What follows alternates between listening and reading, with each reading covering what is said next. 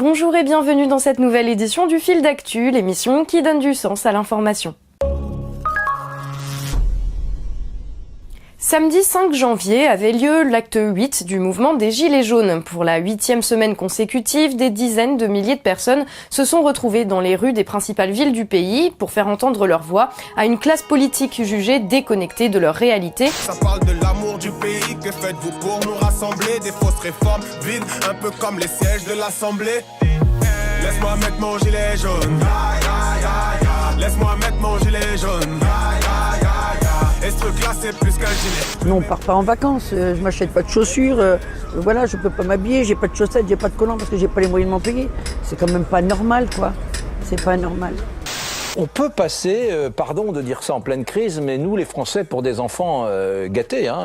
Il y a beaucoup d'Européens qui disent quand même en France, ils ont de la chance, Pôle emploi, l'aide sociale. Anne-Laure est enseignante et gilet jaune depuis le début du mouvement. Mais cette fois, si elle manifeste, c'est pour sa mère, retraitée avec 888 € par mois. Les autres jours, je suis là pour tout le monde, y compris moi. Aujourd'hui, je suis là que pour ma maman, parce que c'est une femme qui compte beaucoup à mes yeux. Et surtout parce qu'elle ne mérite pas de gagner si peu d'argent à la retraite. En ayant travaillé à partir de 14 ans, en ayant eu 188 trimestres cotisés, une grande partie qui n'a pas été validée parce qu'elle est restée à la maison pour nous élever. Je trouve ça honteux. Nous sommes en 2019 et les Gilets jaunes sont toujours là. Et au sommet de l'État, certains semblent décidés à durcir le ton face à la contestation populaire, au risque d'exacerber les tensions qui traversent le pays et d'enfoncer encore un peu plus la France dans le chaos. Le 31 décembre dernier, c'est le président de la République en personne qui a donné le ton lors de ses vœux aux Français en parlant de foules haineuses et de personnes qui, prétextant parler au nom du peuple, s'en prennent aux juifs ou aux homosexuels. Des propos qui, sans les nommer directement, visaient bien évidemment les Gilets jaunes. Un mouvement au départ qui voulait lutter contre trop de taxes, pas de quoi vivre, le diesel trop cher, et puis voilà que ça bascule vers le rejet du juif. Comment est-ce que vous voyez ce basculement ? Dans un tweet, Benjamin Griveaux s'indigne.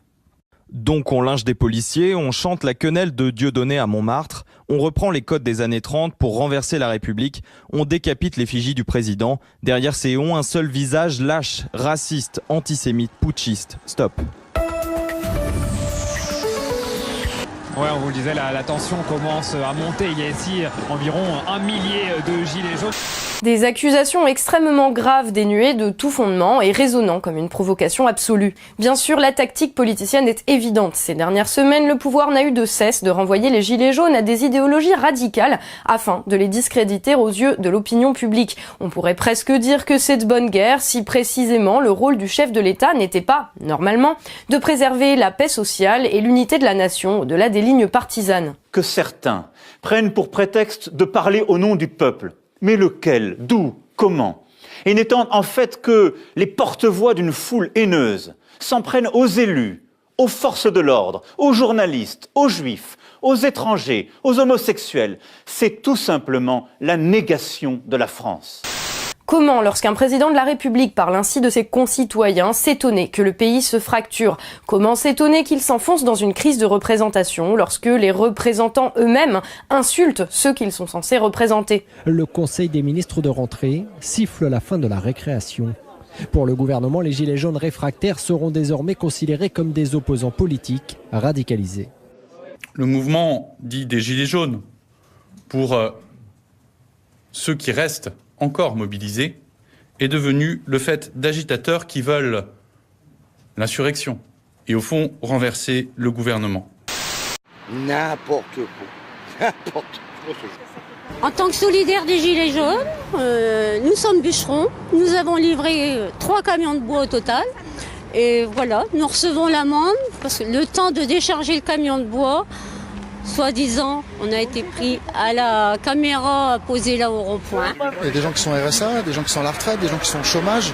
Je pense que voilà, c'est vraiment le moyen qu'ils ont trouvé pour essayer de nous faire peur quelque part.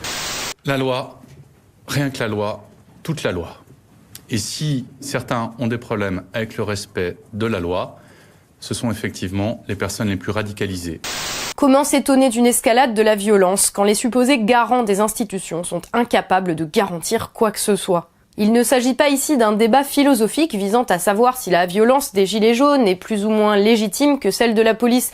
Il ne s'agit pas de décider qui est le plus à blâmer entre un boxeur qui frappe un policier et un policier qui boxe un manifestant. Voilà, moi quand j'entends les gueux, quand j'entends les sans-dents, moi je me sens concerné parce que je suis français, je suis fier d'être français, je ne suis pas d'extrême gauche, je ne suis pas d'extrême droite, je suis un citoyen lambda, je suis un Français, j'aime mon pays, je me suis fait gazer et à un moment la colère est montée en moi et oui j'ai mal réagi, mais je me suis défendu et voilà Ce que je ne comprends pas, c'est qu'on ne donne pas les moyens aux policiers de mettre fin à ces violences. Enfin, c'est insupportable. Mais parce qu'il y a un risque. Non, le risque que vous connaissez. Mais alors, écoutez, franchement, quand on voit des types qui tabassent à coups de pied un malheureux policier qui est par terre, mais enfin... Voilà, qui se servent de leurs armes une bonne fois. Écoutez, ça suffit. Voilà, il y a un moment où ces espèces de nervis, ces espèces de salopards d'extrême droite ou d'extrême gauche ou des quartiers qui viennent taper du policier, ça suffit.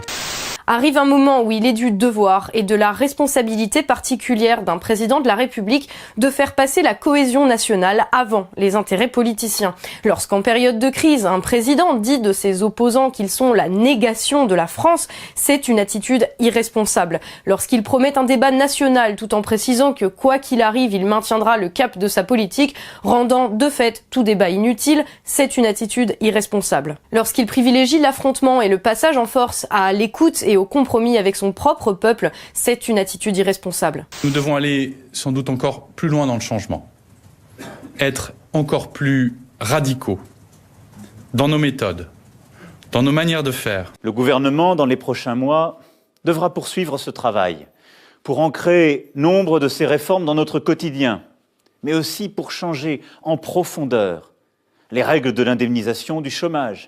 Je traverse la rue, je vous en trouve, ils veulent simplement des gens qui sont prêts à travailler. Le gouvernement durcit le ton contre les chômeurs. Le décret publié dimanche est plus sévère que prévu. Par exemple, un demandeur d'emploi ne pourra plus refuser 2 offres jugées raisonnables sous peine de perdre son allocation. Il ne pourra plus non plus rejeter une offre d'emploi, même si le salaire est bien inférieur à celui qu'il touchait auparavant.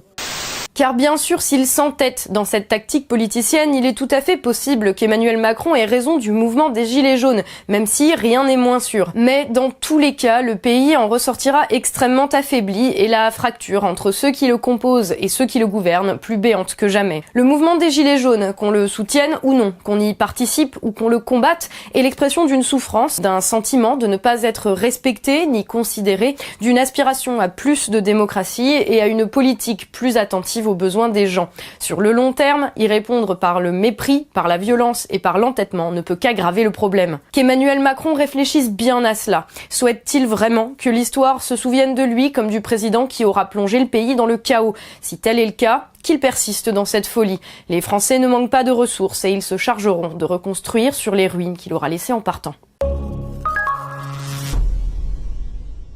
Merci d'avoir suivi cet épisode du Fil d'Actu. N'hésitez pas à partager cette vidéo autour de vous si elle vous a plu et à soutenir notre travail via notre page Tipeee. On se retrouve très bientôt pour un nouveau numéro du Fil d'Actu, l'émission qui donne du sens à l'information.